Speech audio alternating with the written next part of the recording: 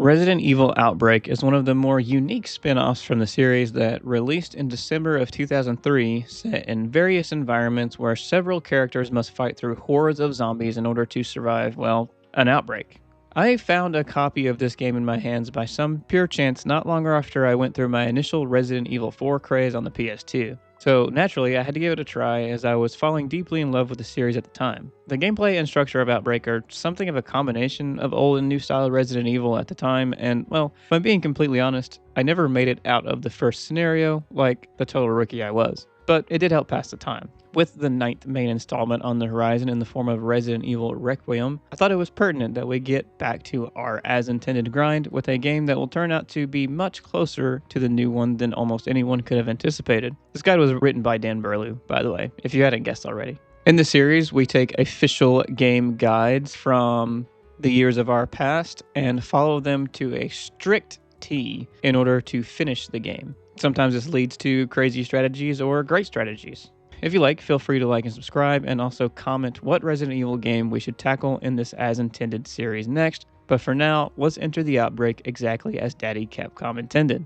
First and foremost, we have some character introductions to go through. Outbreak has a total of 8 playable characters, while some of the other non-chosen ones become AI counterparts throughout the adventures that can go so far as help you survive, pick up items and ammunition, as well as fight enemies. Each character has unique skill sets and uses, but the guide does not dictate that we play as any one, so we will give them all a short introduction here. First, we have Kevin Ryman, a RPD officer with a decent physical strength and kick special action.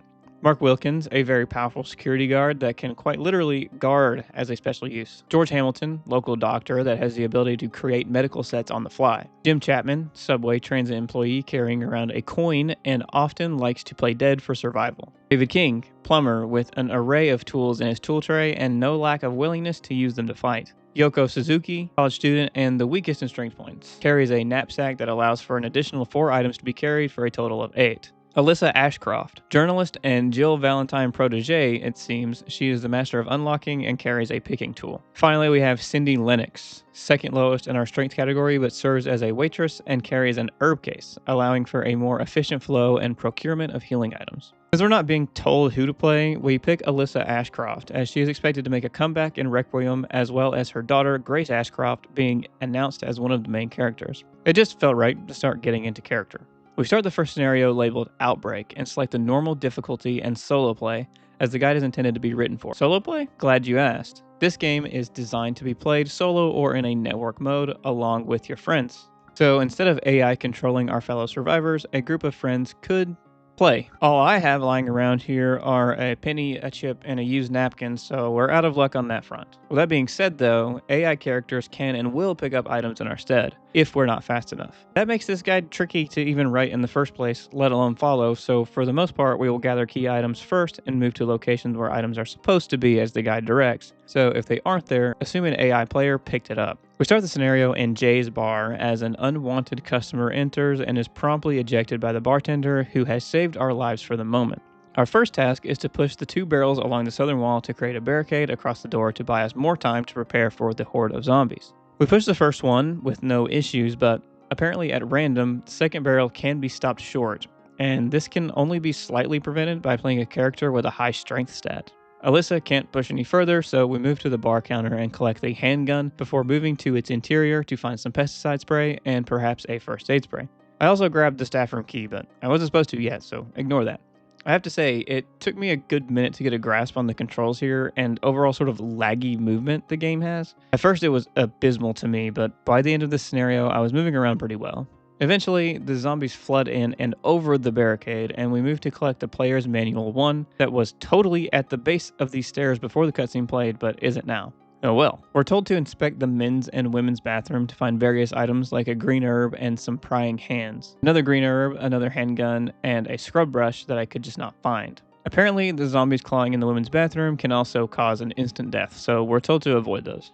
We grab the staff room key and unlock its door before being told we are now Bob's keeper. Bob is an injured security guard near the entrance to the bar, and we're on duty to make sure he survives this, so we grab him up and help him to the door before entering as he follows. The player's manual 2 lies at the foot of the steps, so we grab it and Bob before heading up the stairs to the second floor. There's supposed to be a green herb under the window here, but I think my teammates found it first. The second floor has our first of what's called a permanent enemy. There's a zombie in plaid running around here that no matter how many times it's defeated will continue to come back to haunt us. This is very annoying. I have no idea if this game has difficulty adjustment or not like the others, but I swear sometimes the zombies were chill or on full crack and there's no in between. We lost Bob, by the way.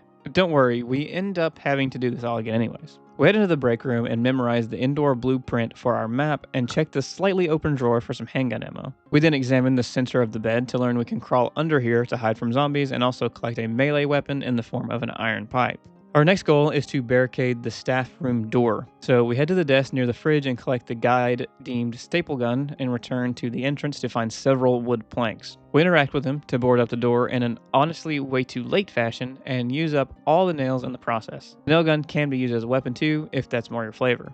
If we get barricaded on the wrong side somehow, we can simply knock or shoot the planks down. Now we head into the locker room to search for various and nondescript by the guide items and also learn there are a few we can hide in similar to the under the bed situation we had going on there. After clearing this room, we head to the drawing room where a crow flies and a lighter sits. Lighters have many uses like lighting things, and making Molotov cocktails because that's a thing in this game. We then head into the owner's room to locate some handgun rounds and a balcony with a green and blue herb. There is an inlet in one of the portraits in the shape of a liquor bottle that we can find on the third floor later on to solve the puzzle of the room and collect a shotgun and Jack's memo. Most scenarios will have character-specific activities, and in this one there's only 2. Cindy seems to have worked here and has the ability to unlock her own locker in the locker room that holds 2 green herbs, and in the drawing room, Alyssa is the only character that can open the hutch in the back of the room with her lockpick set, netting a handgun if needed. The inventory system is very unique in this game and took me a minute to grasp. You can basically collect anything as long as you're willing to put something else down, and it can be done very quickly, which I ended up kind of liking. I died, by the way. So welcome back, Bob. In order to move on, we need to return to the staff room and collect the newspaper on the coffee table to reveal a key with a blue tag. This key unlocks the door to the third floor stairwell, so we use it and head up the stairs before entering the liquor room. This room is quite large but can be managed well if we go fast. We first need to enter the wine room to find the forklift key. There's also some other items and a typewriter here, but it's not used in the normal fashion. These are more of a temporary save similar to the owl statues in Majora's Mask than a full save like a normal typewriter or playing the Song of Time would get you. With the forklift key in hand, we re-enter the liquor room and head to its end. There's plenty of alcohol bottles here for the taking, by the way, if you want to solve the owner's room puzzle. I was more concerned about precious little Bob, though. We use the key at the forklift to give it a start and then interact with it a second time to activate it, raising several wooden crates that will make a bridge for us. We have to go around before we can get Bob, so we head up the ladder human centipede style and crawl around the outer walls of the room until we can enter a narrow cubby and drop into the stairwell between the third floor and rooftops. We head back down and through the shutter door to grab Bob first and foremost, narrowly, or more so luckily, avoiding zombie bites and head up the stairs with him. Before entering the rooftops, we search the desk at the top of the landing for the storage key. This opens a completely optional door, but the guy suggests we grab it and open the door anyway because it will add to our completion ratio. I'll explain that a bit. We enter the rooftops where a crow buzzes and are preemptively warned they can cause an instant death when trying to cross a gap later, but that's for later. We carry Bob around the corner and he collapses, unable to move anymore. Mark tries to solve Bob's problems, but Bob is smarter than that and knows he's been weighing us down, so he chooses what he thinks is the most honorable route given the situation.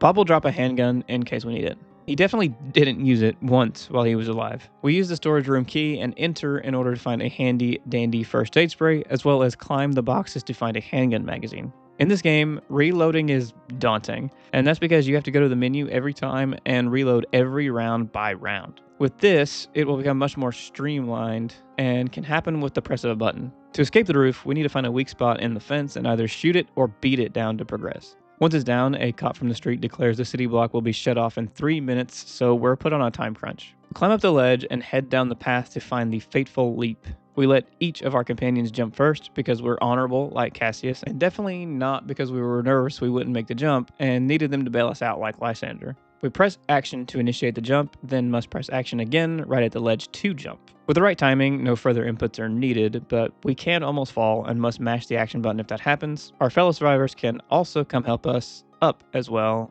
as us with them, vice versa. We watch Mark deliberately take the handgun ammo at the back of the rooftops and head inside.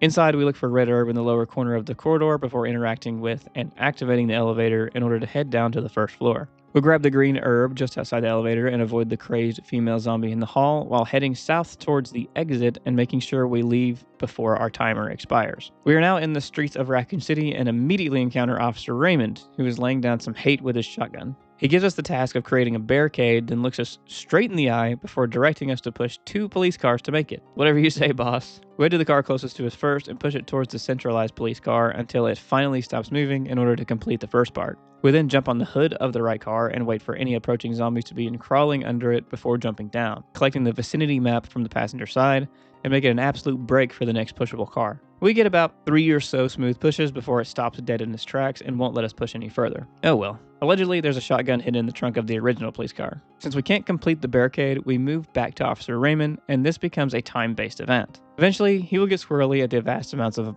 zombies approaching and make a break for the wooden door blocking our path. It has a padlock or something on it, so we will need to defend Officer Raymond while he breaks it for us. As the action begins, we collect a first aid spray, shotgun rounds, and iron pipe, and handgun rounds from both sides of the alley before running to the end and standing our ground. Our only goal here is to protect Officer Raymond until he is able to open our path forward. Once through, Officer Raymond has a quick revelation, but all too slow. He falls to the horde, and we're tasked with running up the slope to interact with the valve on the gas tanker. This pours an immense amount of fluid down the walkway, and you're probably guessing where this is headed. After, we run back down to Officer Raymond's body in order to collect his lighter and shotgun before heading back up. All survivors must be up here and safe before we can interact with the gas with the lighter and send every single zombie that was totally in this area into a blaze.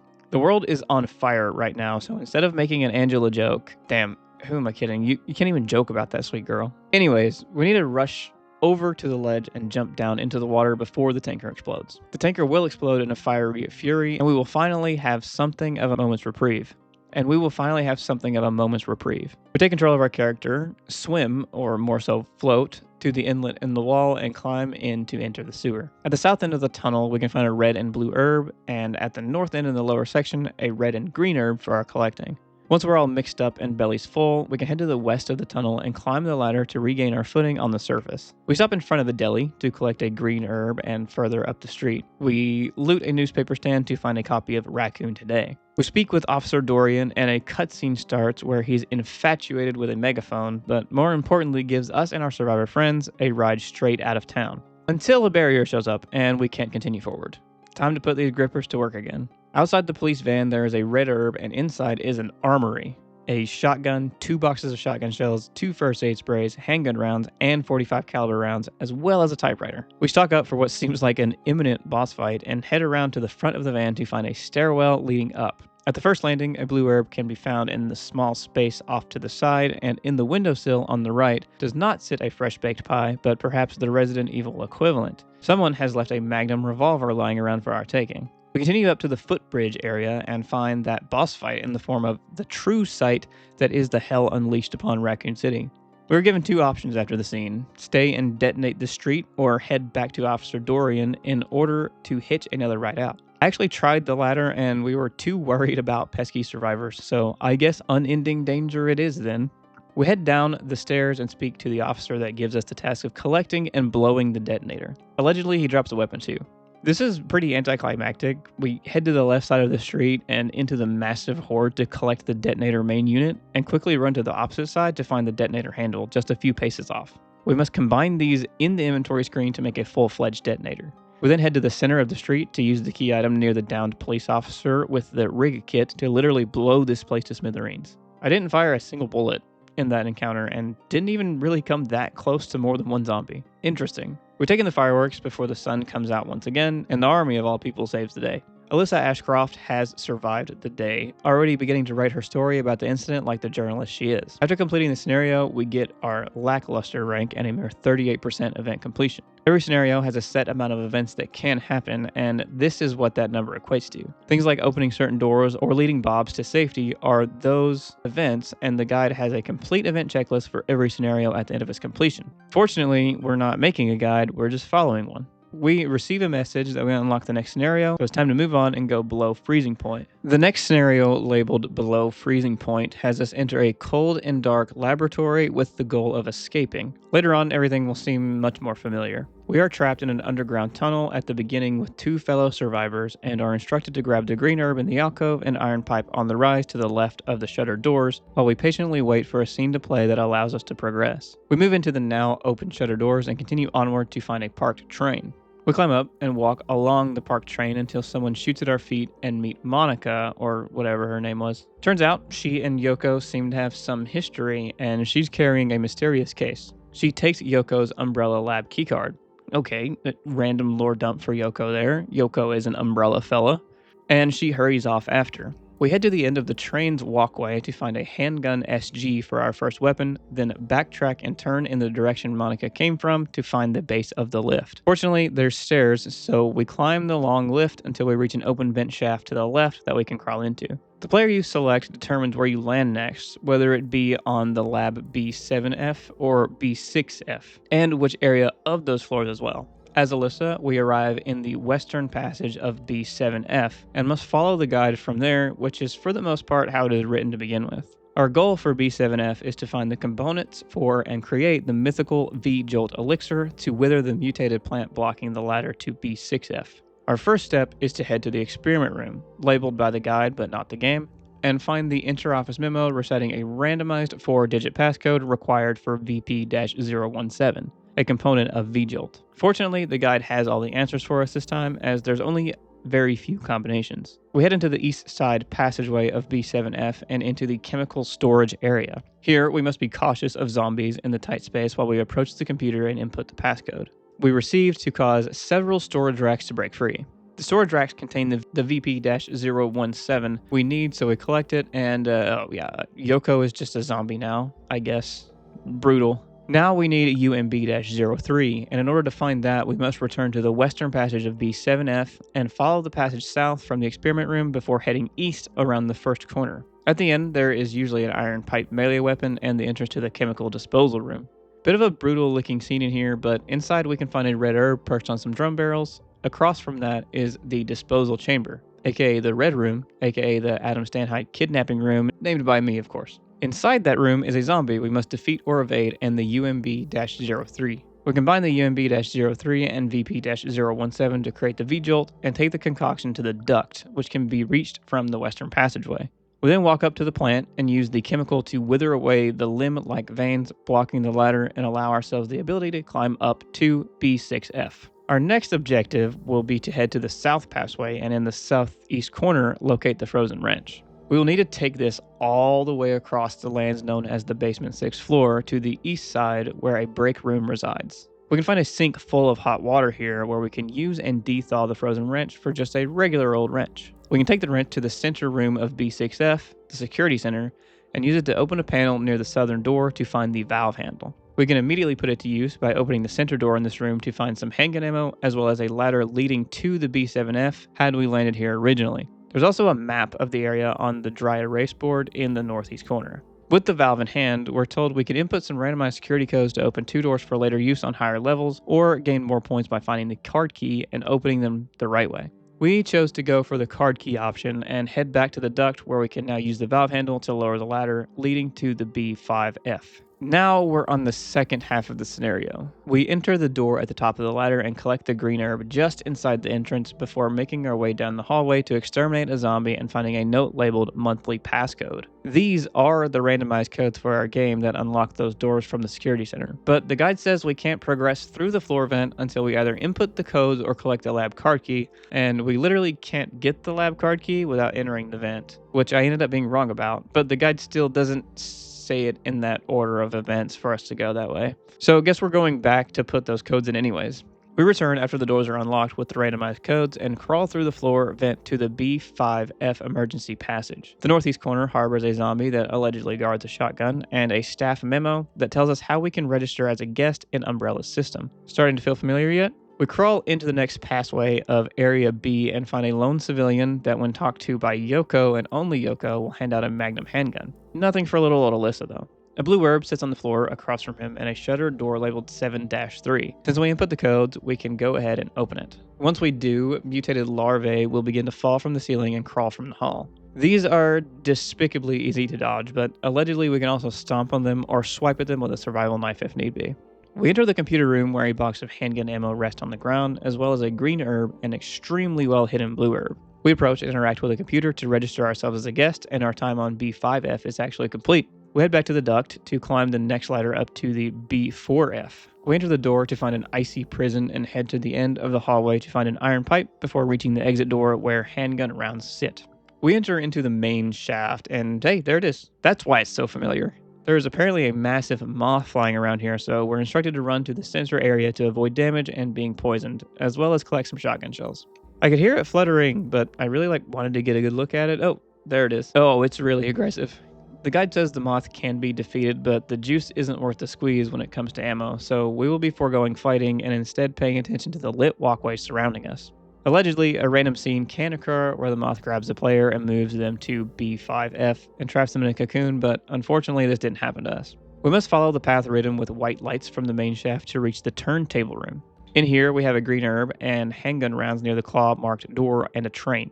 Our ticket out of here. On the south side of the locomotive rests a blue herb, and the north side has the lab card key that I just couldn't find. There's also the turntable key though, and immediately after collecting it, I read in the guide that we should wait to collect it later, because we have more tasks to complete in the low temperature experiment room. Oops. We head back to the main shaft and follow the blue lit walkway to enter the east area. Just inside the door, we can find the maintenance worker's diary. Since we used the passcodes already, the shutter around the corner is already open, and all we need to do is apply our guest fingerprint to the console to open the door forward. In hindsight, I probably could have got that lab card key well before entering that floor vent, huh? Oops. In the culture room, the guide highly recommends any player that does not have a shotgun yet grab the gray or yellow chemical bottles in this room. We have a shotgun. There's allegedly a subject of important experiment file on the west edge of the desk around the corner from the entrance, and a zombie guarding the hand burner item. We need that, so we clear the way and also find a special item by pure chance while looking for the file. Neat. We exit the culture room and follow the frozen hallway to the opposite side and enter the door to the low temperature room.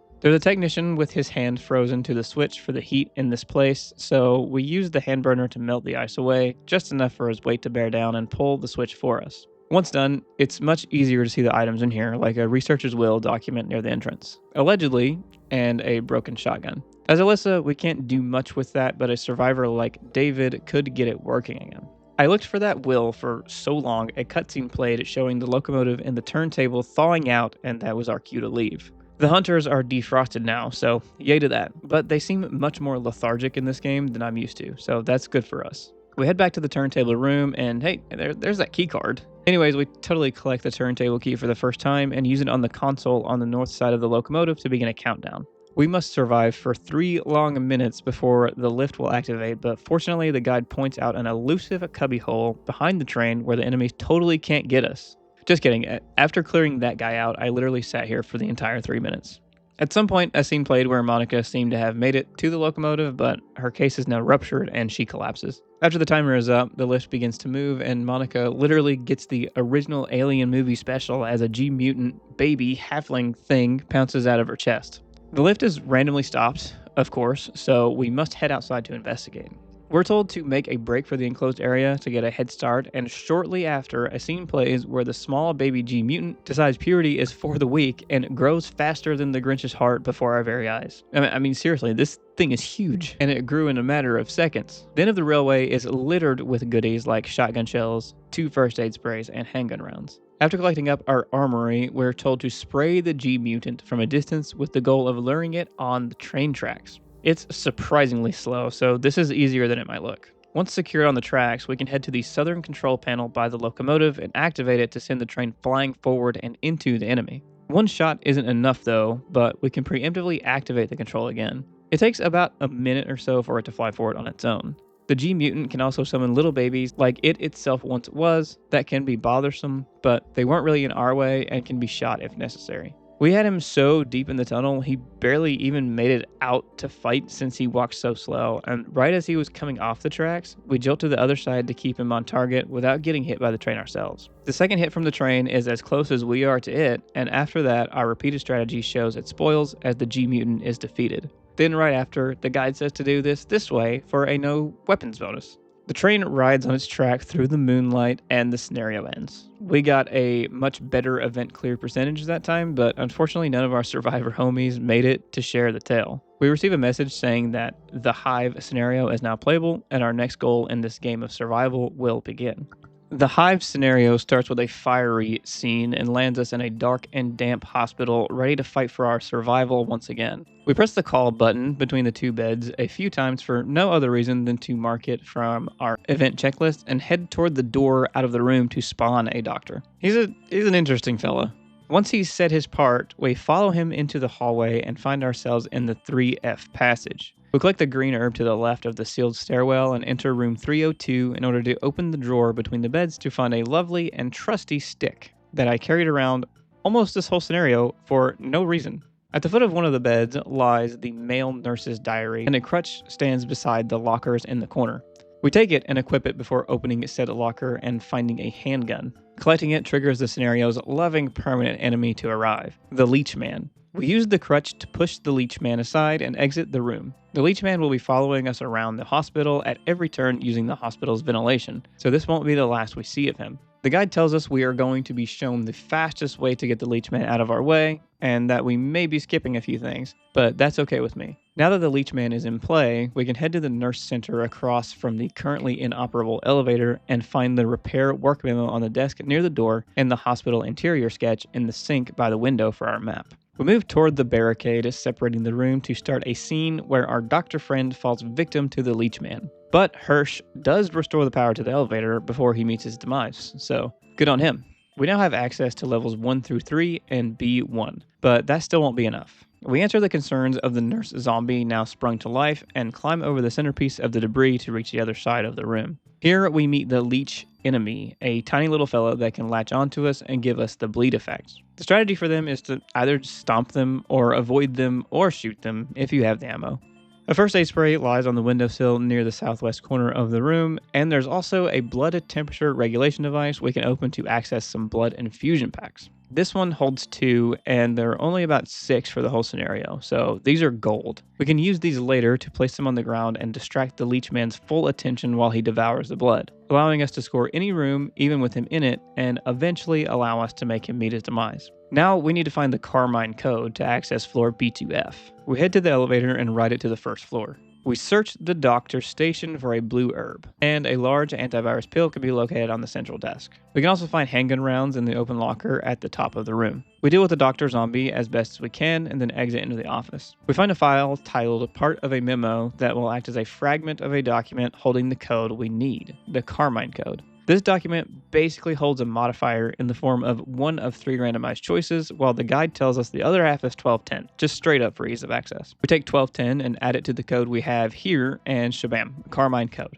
We're told to keep an eye out for unseen leeches while in the office and brave the bloodsuckers to open the right-hand drawer for a large recovery medicine. As Alyssa, we can use our picking tool on the left-hand drawer for more recovery medicines. A first aid spray sits on top of the southern file cabinets, and a scrub brush stands beside the south exit. We ride the elevator from the doctor station to B1F, then enter the door straight across from us known as the reposing room.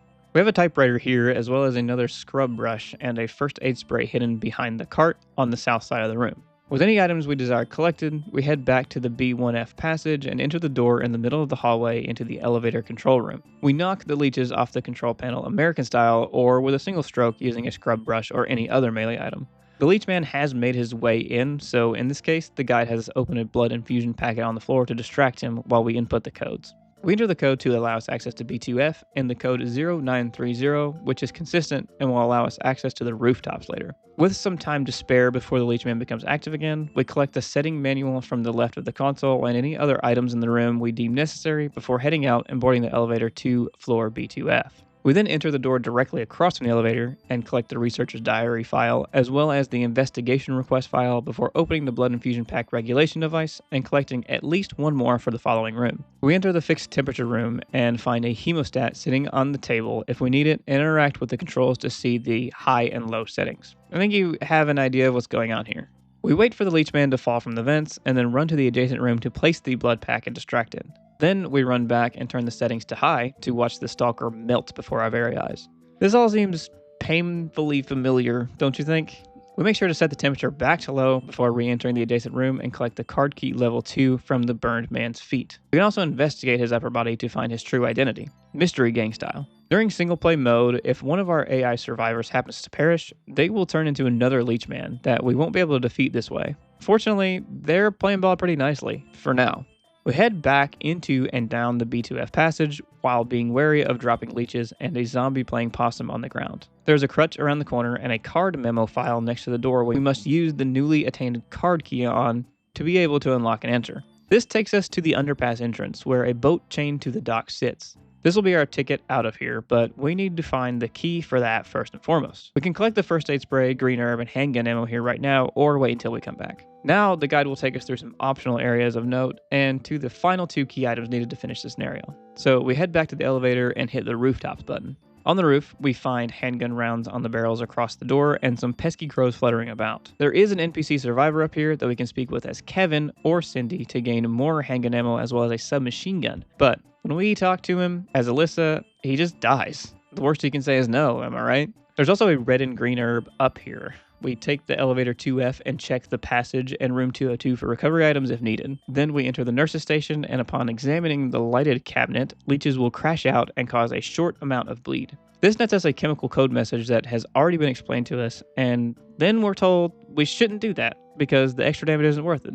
We can check the lower cabinets near the entrance for a handgun if needed and find handgun ammo in the chair near the blood infusion regulator. This regulator holds 3 blood infusion packs in case another leech man comes after us later. We head back to the 2F passage and descend the stairs at the end to the level below. We look for an iron pipe amid the junk at the base of the stairs and enter the door marked Night Reception. Near the entrance, Mark and only Mark can find the security guard manual. We use the controls on the nearby panel to activate the power for 2 shutters on the first floor and head to the back of the room to find a grizzly scene, but also a burst handgun. A handgun that, well, fires a 3-round burst. We exit the night reception and press the power button near the shutter at the base of the stairs to mark our way forward to the central waiting room. A zombie dog burst in, and we're told to use a handgun to take it out efficiently after it's knocked down, and to avoid the zombie trapped in the shutter at the back of the room because nothing can be done about him.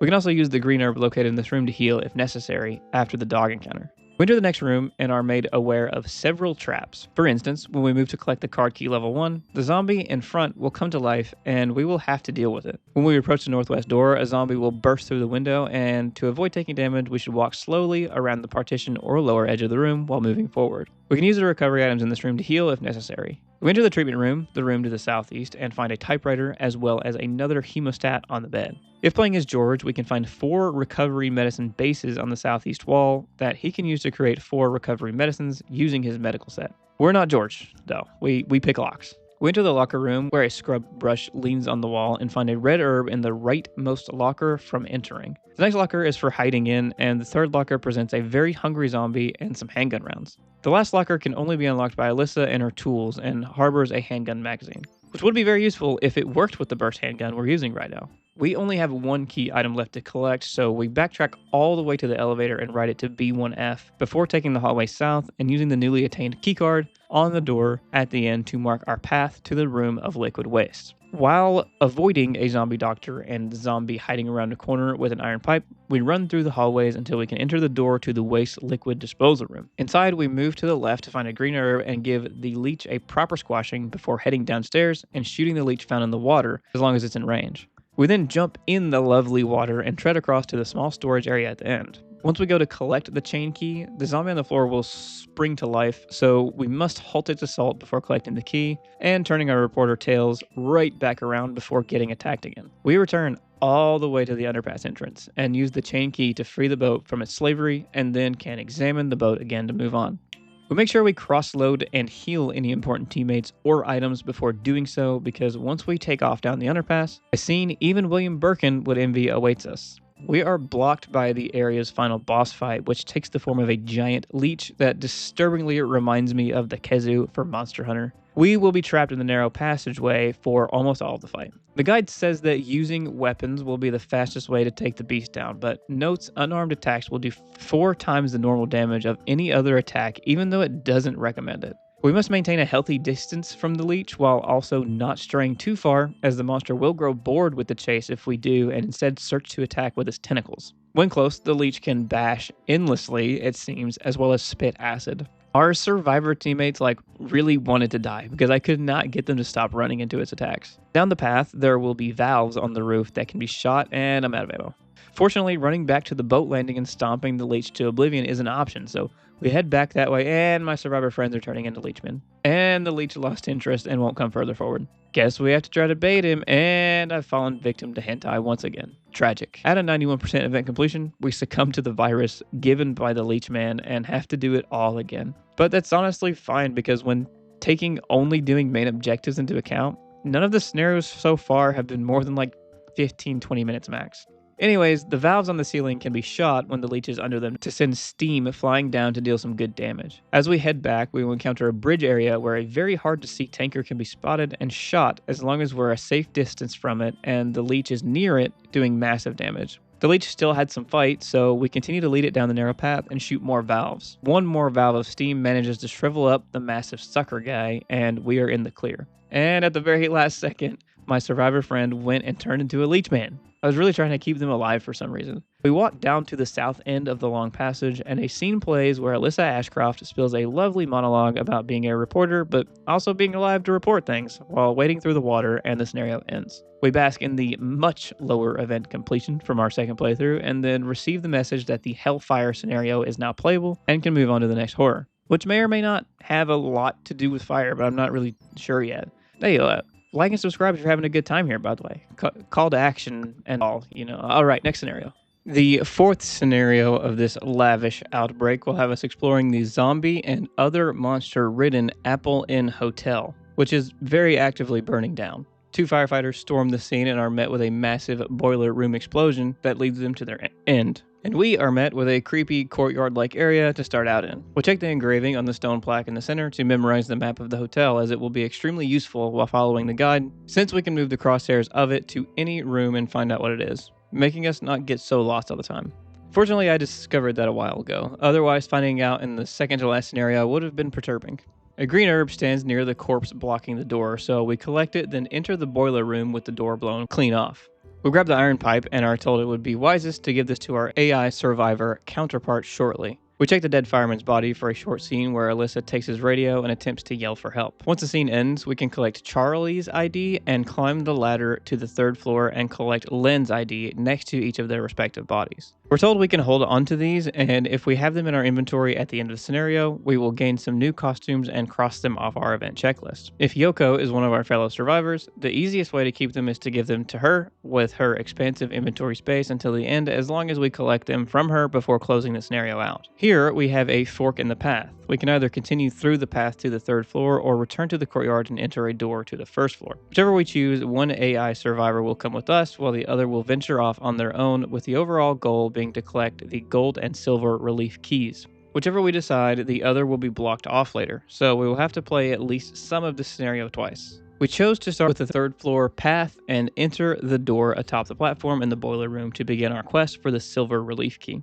We move south down the corridor and stop at the edge of a burning blaze. A handgun lies near the flames, so we collect it and equip it before heading to and entering the only other door available in the hallway on the north side. We enter room 301 and then subsequently the first door on the left, which is the bathroom, and find a female zombie inside, as well as an iron pipe near the bathtub. We're again strongly recommended to give that pipe to our AI survivor friend, and then find a red herb near the nightstand between the hotel beds of room 301 proper. We return to the northwest passage 3 and climb out the window at the end of the hall and aim our pistol towards the sky in hopes of ending the carnivorous crow flying around. Then drop down and grab the green herb before heading to the side of the building and pressing action. This will allow us to shimmy across the side of the building to the other side. If the crow or flames come after us, we can purposefully drop down the ledge to avoid damage and crawl our way back up. Somehow. I'm still not sure what button combination got me up, even though the guide says it's the cancel button. Whether our survivor friend is caught up or not, we head down the ladder at the end and enter the door on the balcony to the second floor corridor, allowing them to follow. At the east end of this hall is the security center, but it requires a card key to open, so for now, we will blast down the zombie at the corner and enter the first room on the left, the storeroom. A battery lies on the floor just inside the door and has no use as an item alone, but if playing as David, we can combine it with an iron pipe to create a stun rod. We head further into the room and check the shelves to the left to find handgun rounds and the janitor's daily report, as well as 45 auto rounds on the table at the rear. The left locker on the back wall holds a green herb, and the right locker can only be opened by our player Alyssa with the lock set. It holds a blue herb. Your survivor friends will seriously just snatch things right in front of you, by the way. We head into room 201, and a zombie stands idle about 10 feet inside out of sight, so we're told to move to the bathroom door and shoot into the room until it's safe before entering any further. Find an antivirus pill in the open wall safe, and a green herb rest on the nightstands in between the beds. The bathroom door is locked and can be opened with the lock set or simply broken down by any other character. Most doors with simple locks are like this, but some aren't.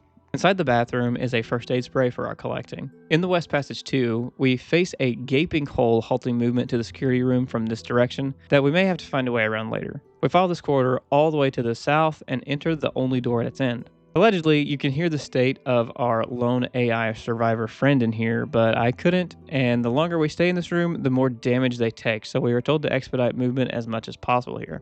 We head to the boiler management office and enter before checking the shelves for some shotgun rounds and proceeding through the second door. We search the janitor's corpse on the platform for the security room card key and collect a green herb standing by the door. We return through the boiler room management office and the corridor to enter the Northwest Passage 2 while avoiding damage from any zombies that might break through a fire escape door, and swipe our newly attained keycard at the security room and enter. Our lone AI survivor friend was here for a split second and literally left, and while I didn't look very hard, I couldn't find him again for a while. He was supposed to have the gold relief key in his inventory when we met him here, and we're supposed to collect it. We tried to check the map to see if he had perished somewhere to no avail, so we searched the security room while we gather our thoughts. If we can't find his body, things will be tricky. We found a first aid spray on the table, the evacuation procedures manual on the desk across from it, and shotgun and handgun rounds in the fridge and on the backside of the table respectively. We then move to the bookshelf in the back of the room near the statue and push it towards the back wall to locate a hidden door. We need a special object to open it right now, so we head to the... oh, hey, there's a clearly definable X that probably marks my dead friend. And there he is, and right outside the owner's room, which is where we need to go. We take the golden relief key from him and are ready to move on. But how did he get that exactly, you ask? A good question. Let's go back a bit and find out before moving on. Back at the start of this scenario, if we instead return to the courtyard after the cutscene with the radio, the zombie in front of the door will come to life, and we can use the stone pillar to weave around it and enter the door it was sitting in front of. We move to the south of the corridor to collect a handgun. The first door around the corner is locked behind the silver relief key. However, Alyssa can unlock this and the gold relief key door with her lockpick, even though other players can't break it down. But that's just no fun. In a pretty literal sense, lockpicking is abysmal in this game. We continue down the concrete corridor and pick up the concrete piece before the flames and throw it at the zombie at the end of the hall to knock it down and stomp its life out while watching for another zombie usually in the corner. The door to the lounge stairs is locked but can be opened with Alyssa or brute force, but we're not told to do anything with it yet, so we head to the end of the hall and up the stairwell. If we're playing as Kevin, we're told to pick up the 45 rounds at the first landing. We make it to the second floor and enter the first room, which leads to room 204. We have a typewriter in this room we can use if we like, as well as the guest memo 3 on the desk. A shotgun lies on the floor, hidden behind the bed, and a red herb can be procured from the bathroom. The main reason for entering here is to investigate the map on the wall covered in red block lights. We take specific interest at the numbers of the frames that are not lit up, as several paintings throughout the hotel have switches that can be flicked to illuminate them and unlock the key item in this room. We got number 1 and number 3 in this randomized puzzle, but we'll visit all the rooms anyways. We head back downstairs and enter room 102, where just inside on the left is the portrait of Finland and a switch we will actually need to activate. Guest memo 1 is also lying on the desk. We can use the picking tool to open the bathroom door here, or use brute force to find vitriol rounds. These heavily indicate a grenade launcher can be found somewhere in this scenario, but the guides suggest we leave the rounds for now until we happen across an appropriate use for them. Next is room 103, which harbors the painting depicting Germany and handgun rounds on the table, as well as a green herb in the locked bathroom. In room 104, we are greeted by a zombie businesswoman and dispose of her, but are told another businessman will barge through soon, so we should search fast. This room harbors a painting of England that we will need to activate, as well as the guest memo 2 on the rear portion of the desk, and a green herb, handgun rounds, and an iron pipe. The iron pipe being in the bathroom. Lastly, we head up the stairs and past room 204 through the blaze while watching out for a zombie that usually stands guard outside room 202.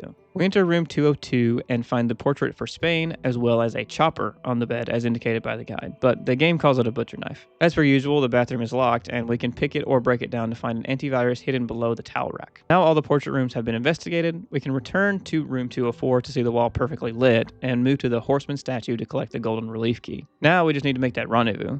We exit the room and head north up the corridor to find the door to the security room locked behind a keypad. So we head into the lounge stairs instead and begin to descend to the first floor.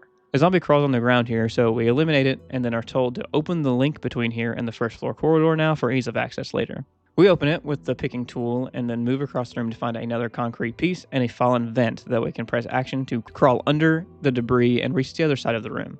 On the south wall, we can find some shotgun rounds before exiting through the double doors, being mindful of fire flare up from the floor. Another zombie lies on the ground and will come to life once we move towards the shotgun in the corner. The guy says we should wait for the zombie to grab our partner and then force feed it lead while it's gnawing at them. That's all the reason we came down here, so we head back to the lounge stairs and move up to the third floor and enter the door at the top of the staircase. We head north and enter the first door, the linen room. The guard's notebook lies on the cleaning cart near the door and harbors the 4-digit passcode we're looking for. This can be randomized into 4 different choices. Further back in the room rests a blue herb and the janitor's repair memo detailing a weakness in the wall of room 304.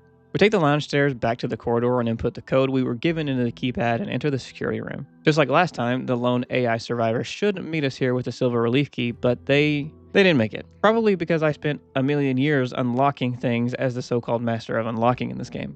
Oh yeah, silver relief key. We haven't found that yet. This is the point of convergence for the two paths, so let's head back to the future, Marty. Back to our original adventure through the scenario, we enter the owner's room and find some handgun rounds. There's a glaring hole in the floor and we must push a local crate into it in order to be able to press the action button and be able to drop down to the lower levels. Once on the ground level again, we search the east wall for a guest list copy and make mental note of some of the names on the list before trying to collect a concrete piece protected by intermittently flaring flames. Yoko got it. She loves concrete. Strange girl.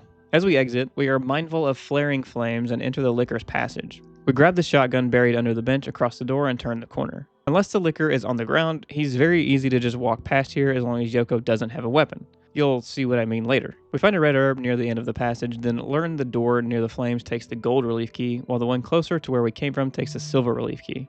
We have the gold relief key, so we're told to use it on the door here and enter it into the power supply room. A green herb sits on the table and a battery rests on the ground. We can also find some shotgun rounds atop the machinery in the south of the room. With any necessary items procured, we investigate the power panel to find a puzzle. The puzzle's starting position is randomized and will overload if we take too long, so we find our starting position in the guide out of 7 patterns. Each time we press a button, the other buttons around it will light up like a cross with the goal to light the entire panel.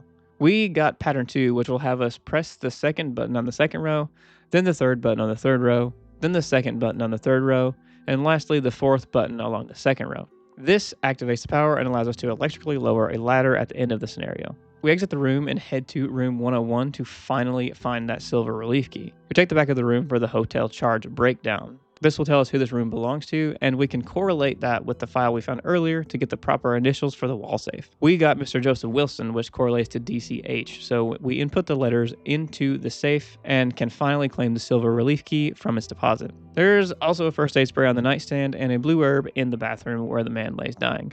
Alyssa is more worried about the bathtub though. We just need one more key item now, and that's in room 306. We head back to the passage and use the silver relief key on its door to enter the corridor. We pick up the concrete piece from earlier and throw it at the zombie before kicking it down to size in perhaps the most cinematic fashion that one could.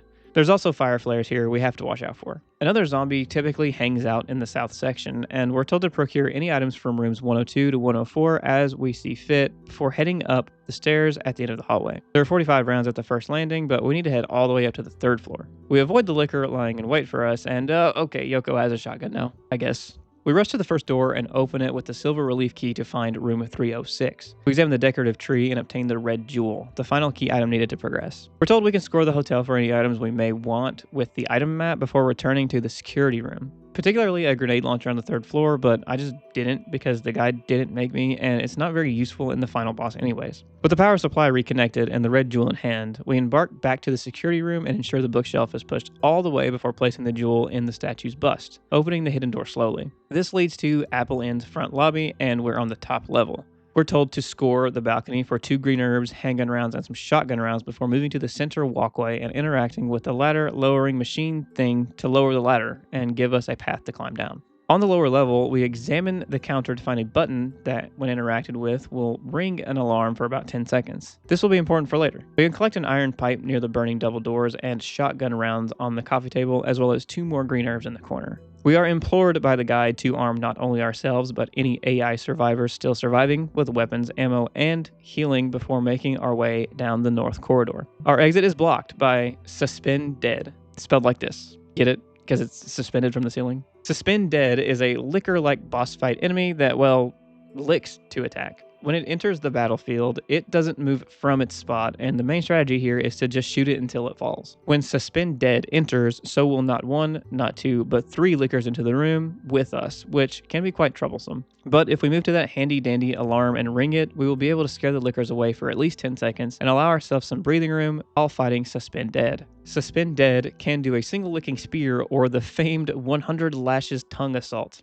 Like, the name is so funny, I can't even pick what about it I want to make a joke about with. It sounds straight from a hentai anime. Anyways, the 100 lashes tongue assault attack can be quite troublesome as it stun locks us, but the guide has wisdom for us. If we stand at the right spot by the coffee table, we can get out of range of the 100 lashes tongue assault and still stay in range of the attack with our shotgun. With this setup, the only things that will slow us down is the possibility of having to return to the alarm to keep the lickers at bay. You can also just run past it down the hallway and shoot it from behind, but the guide says this is less than ideal on single play mode because our AI survivor partner will only focus on the lickers. It took about 10 or so good shots from the shotgun to cause the Suspend Dead to drop its prefix and just be dead. After Dead lays on the floor, a scene will play where some brave firefighters break into the hotel and mark our exit. We run past Dead and down the hallway before exiting the scenario, once again somehow alive. The firefighters tell us how they are just trying to help out people in need, and we get another short monologue marking the end of the scenario. We see our results screen and unlock the Decisions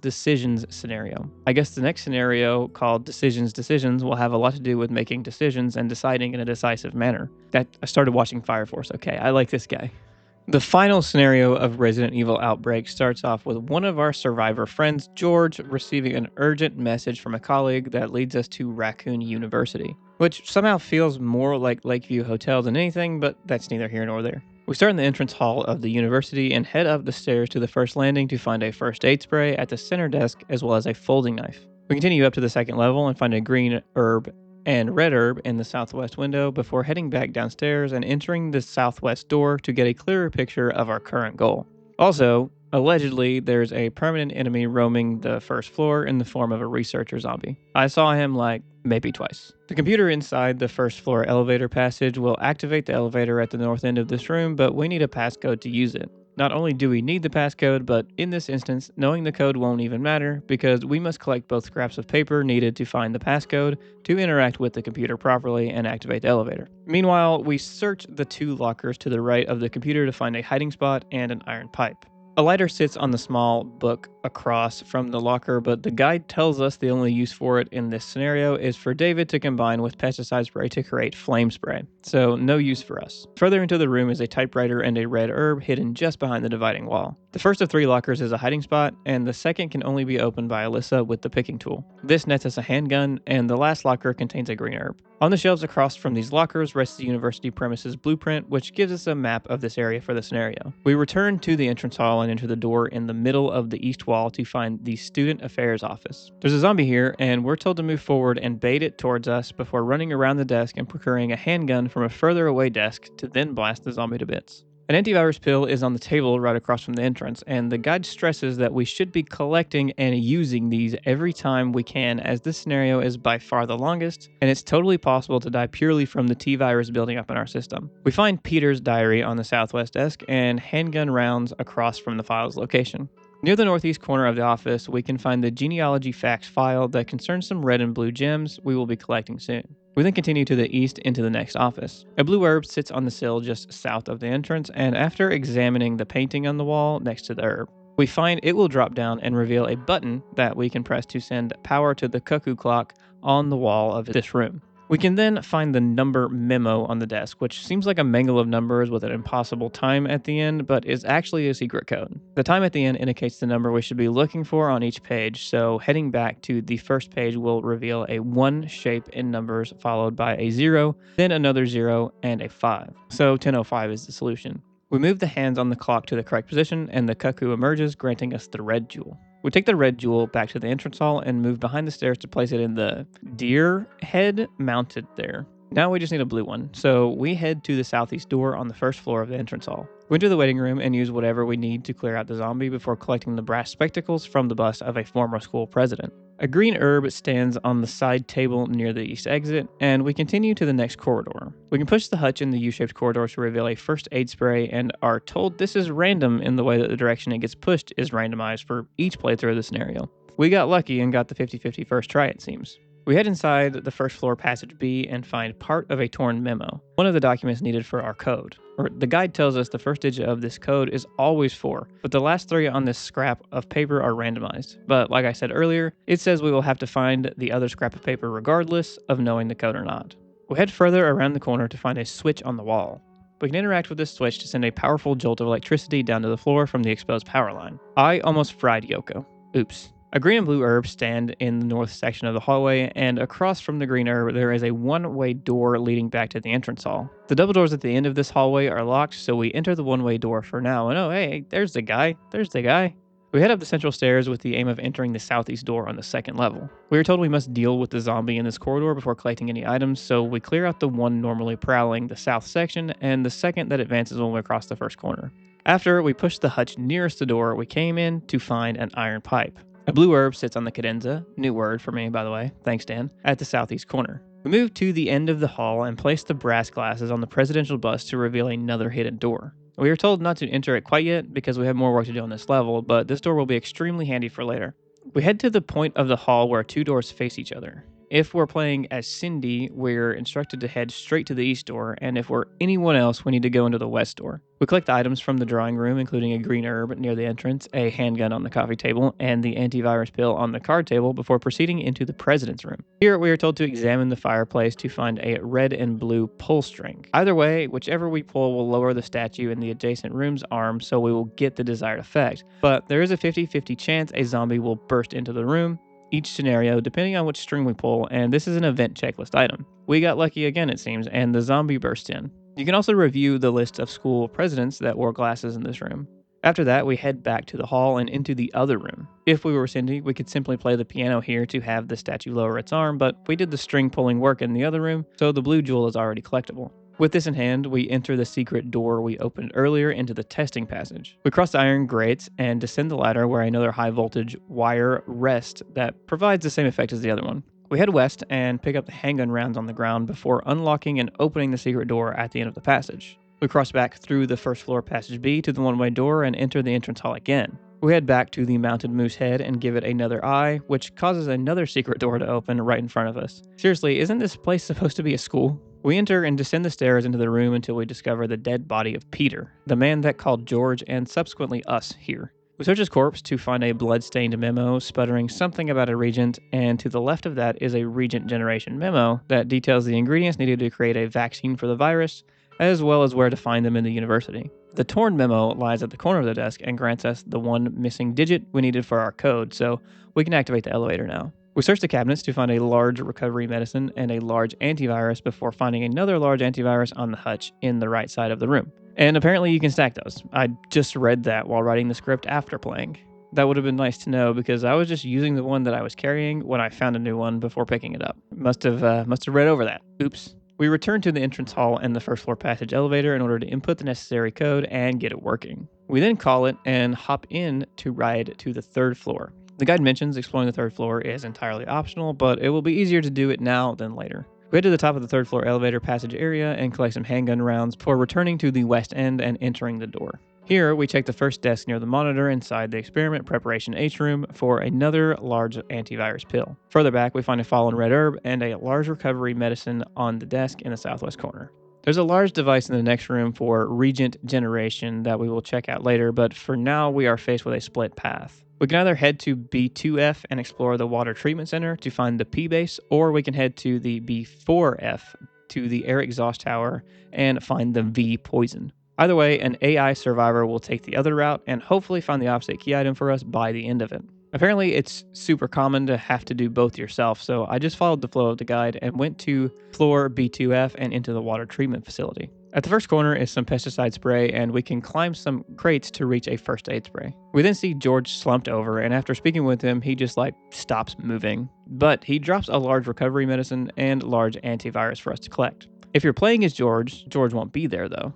We climb down the ladder in the open manhole to say bye to one of our friends and start the search for the P base. We descend into an underground sewer system and search the chained barrier for a folding knife. We then wade through the water to find an iron pipe at the blocked off area at the end of the west passage and then enter the door at the end of the east passage. We watch out for the zombie as we enter the east waterway and climb the ladder ready for a fight as another much more active zombie is at the top. We collect the green herb in the hall and use it if needed before entering the next door. We move to the center passage quickly as a zombie dozes to his feet, and then use the red herb to spice up any herb supply we may have before heading to the northwest door and opening it. We then proceed to the next corner to enter the shed. We're told we should avoid the grenade launcher for now as it's too early to be toting it around. We find a first aid spray on the shelves further back and take the water purifying facility map for our reference. We exit the shed and continue north in accessway A, watching for a zombie guarding the door at the top end before entering the Waterworks administration office. A handgun lies on the ground that we're told to give our partner if they aren't well equipped, and Yoko took the grenade launcher, so she's good. A regent case lies at the entrance, but to put in less words what the guide says in a lot of words, this case is not apt for the journey we are on, and the P-base will fail due to oxygen contamination before we can get back to the university to mix daylight, so we don't take it. There are handgun rounds beside the computer keyboard, and a green herb rests on the file cabinet in the back corner of the room. The door with the red light over it is locked tight, and not even Alyssa can open it, so we need a key. We exit the office and return to the accessway before entering the southeast door and finding ourselves in accessway B. We search the shelves in the small alcove for handgun rounds and continue heading southeast. We enter the underground tunnel, and just inside we find another iron pipe. We continue through the east door. Inside the water purifying facility, we walk directly east from the entrance to find more handgun rounds before entering the door on the south wall into a small restroom. Another grenade launcher with burst rounds lies outside the stall, and this time we're told to take it and equip it for an upcoming encounter. We can also find a blue herb as well as a first aid spray in the south alcove. We exit the restroom and head along the grate to find some 45 rounds and double check our equipment before heading across the bridge. On the other side, a hunter springs to life and looks a lot more frog-like than I remember. We run toward the isolation chamber and collect the key with a red tag before rushing back the way we came, attacking the hunter with the grenade launcher as needed to exit the room. We now head all the way back to the Waterworks administration office and use the key we just found to unlock the door and enter the water tank. A blue herb rests just outside the entrance, and we drop below to see two hunters fill the room. The grenade launcher is a solid choice for these guys, so we make sure we clear them out and cross the room to reach the control panel on the other side. I found another special item by accident, as well as some burst rounds on the right side of the console. If we interact with the part of the panel that has a screen, we will be able to release the water tank door lock. And you guessed it, we have to run all the way back to the water purifying facility, and this time we must ensure we clear out every visible hunter. We will be moving to the crate with the 45 ammo on it and shimmying across a pipe in a very slow manner, so the hunters can't be in our way. Once we reach the other side, we drop on our own, find some more burst rounds hidden in the machinery, and take aim across the gap at the hunter perched on the crates with the grenade launcher. This way he won't bother us because we have to shimmy across another long pipe section.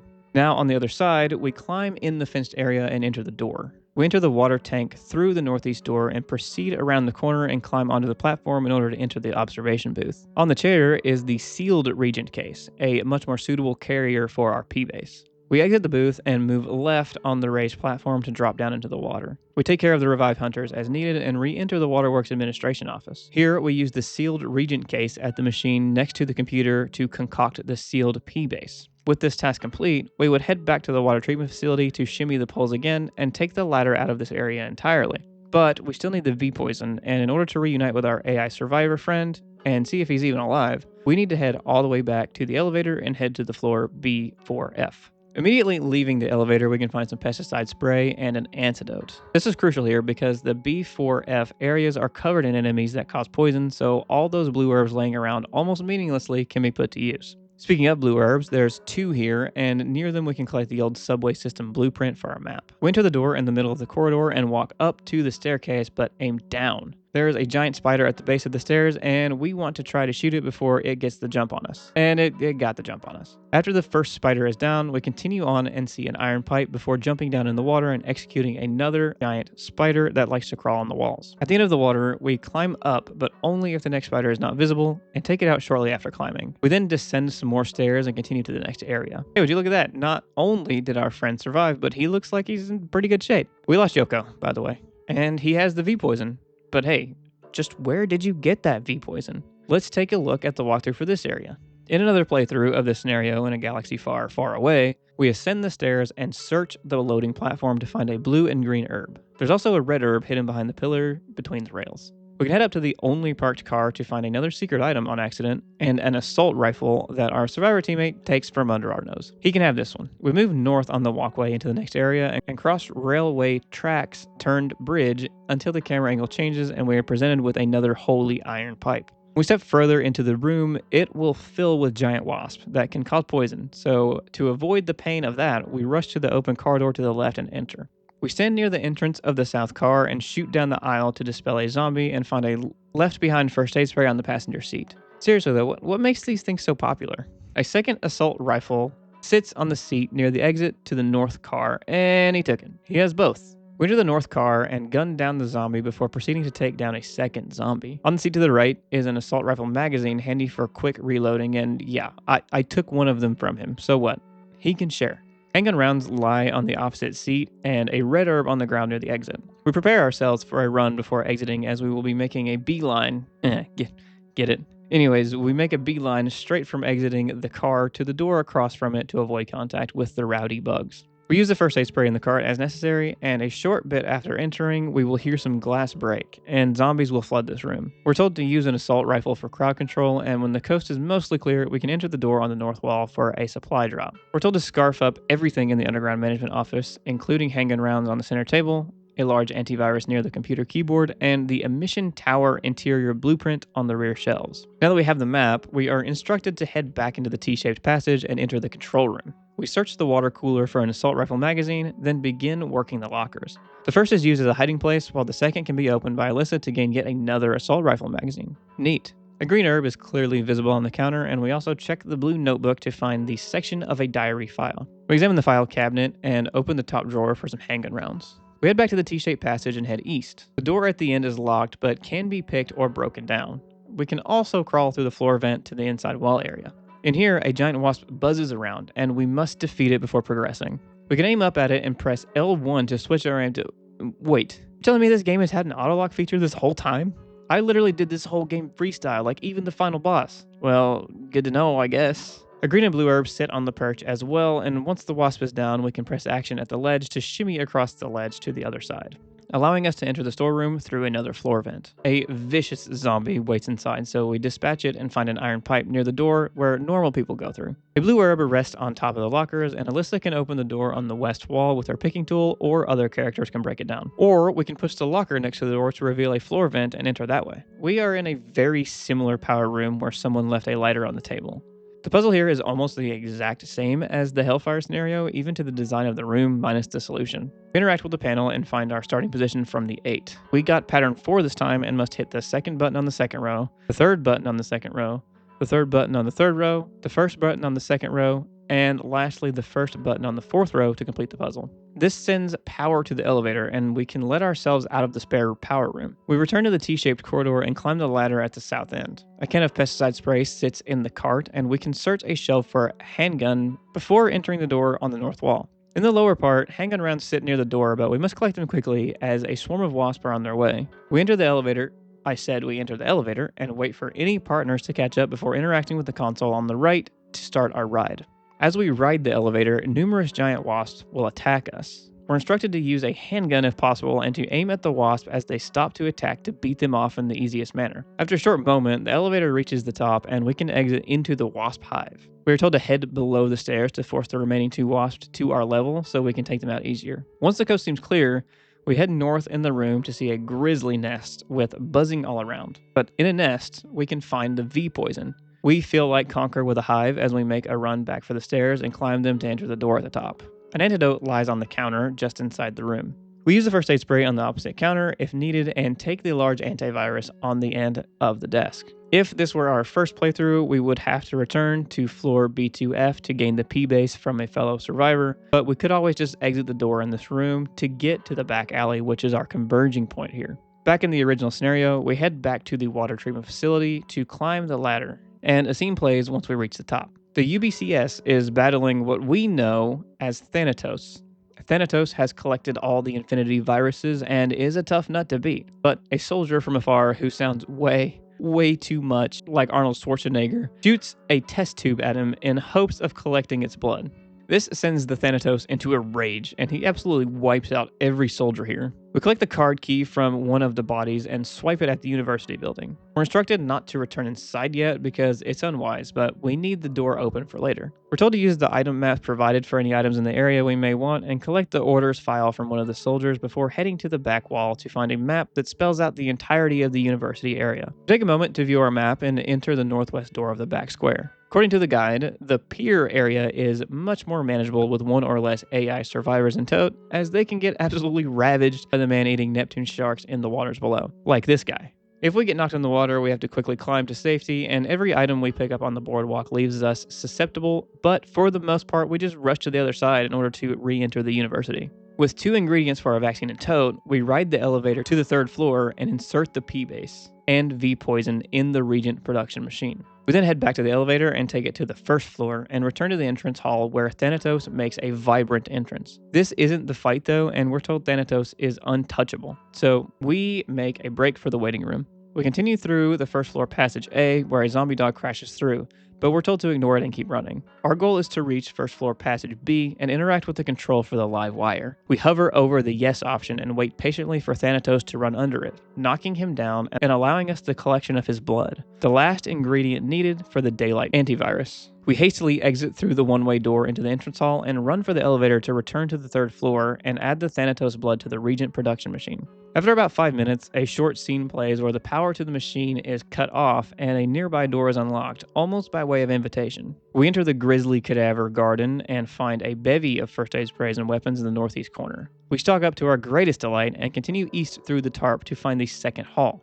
We meet with Greg, the alleged mastermind behind all this, and he does the usual villain monologue before Arnold takes him out from the vents above him nice and quick. After the scene, we move to the body to find a handgun and notice a 7-minute timer. 7 minutes is all Arnold has to play with us, and we can go to the safety of the back square, but we still have one more thing to do here. We search behind the desk and interact with a panel on the left side to reactivate the Regent production machine. We then return to the experiment room, and every 30 seconds, another vial of daylight can be produced. We can collect as many as we desire, considering they have healing properties as well as clears out the virus in our system. But the guide wants us to take at least 2 with us before we leave. Once the daylight situation is sorted, we head back into the 2nd hall and back to the desk to interact with the panel on the right side now that will open all secret doors in the university, including the one in here. We exit through the secret door and collect the green herb at one of the end of the grates in testing passage B before taking the ladder down. The partially open cabinet holds some handgun rounds, and Thanatos has a chance to appear in almost every room we enter as we try to escape. We exit into the president's room, then enter the drawing room before heading into the 2nd floor passage. We enter into testing passage A from the secret door there and head down the ladder. We can attempt to use the electric wire if Thanatos is here, and he was, but it's not required, so we exit through the secret door and totally don't accidentally go the wrong way and have to go all the way back around before exiting through the double doors to the back square that we opened with a keycard earlier. When the time expires, the university will blow to smithereens, and we catch the eye of a rescue helicopter pilot. The back square fills with poisonous wasps, so we don't have a reason to be hanging around and exit through the southeast corner door. The next area is filled with recovery items and weapons not explicitly mentioned by the guide, and we're just told to hop up and down the truck trailers as we need until we're ready. When we enter the north part of the unloading passage, the true battle with Thanatos begins. We're instructed to use a grenade launcher or handgun to quickly break the rusty locked storage cabinet to gain the rocket launcher item. We equip it and take aim, as one shot is all it takes to literally send Thanatos to his knees. If we miss, the other strategy is basically just to fight him old school style. The main baddie is down and the credits begin to play, but Thanatos can't let his dream of balance die quite yet.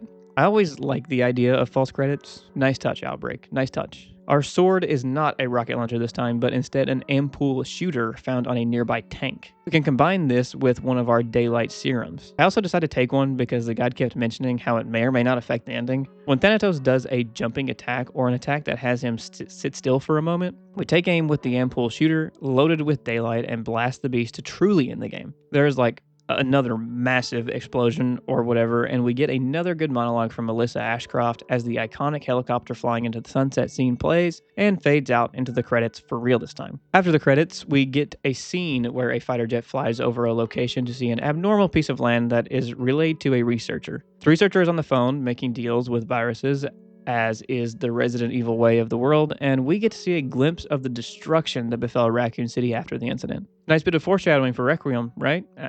With that, we have completed Resident Evil Outbreak exactly as Daddy Capcom intended. So there it is. We just completed Resident Evil Outbreak exactly as Daddy Capcom intended. I'm glad we revisited this game before Requiem, but also because I've come to appreciate it much more than when I did playing it as a youngster. Somehow knowing where to go and having critical thinking just makes games more fun. I don't know. Outbreak isn't a lavish experience by any means and has its quirks, but I still had fun regardless. Comment down below what Resident Evil game you think should come next in the As Intended series, as well as what the first Requiem video should be on this channel. And be sure to like and subscribe, especially if you made it this far. Check out my Twitch if that's your flavor of things, as I usually stream the recordings for all my videos there, and check out my other channels if you like. Okay, that's enough for me. Thanks so much again for watching. Bye.